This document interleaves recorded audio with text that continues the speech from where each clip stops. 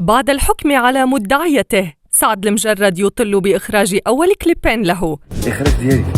شارك الفنان المغربي سعد المجرد جمهوره على إنستغرام فيديو عبر فيه عن سعادته بخوض تجربة الإخراج للمرة الأولى في مسيرته الفنية من خلال كليب أغنيته الجديدة المقرر طرحها قريباً.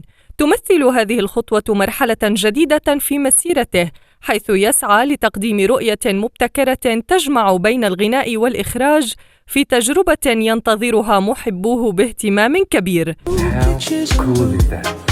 على الصعيد القضائي، شهدت محاكمة سعد المجرد تطورات لافتة أمام القضاء الفرنسي بعدما تحولت القضية من مزاعم اغتصاب إلى شبهات ابتزاز.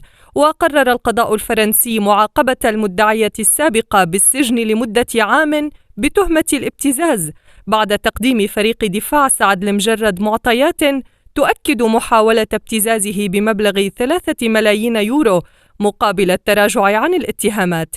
كما قضت النيابة العامة بحبس متورطين آخرين من بينهم والدة المدعية ومحاميتها.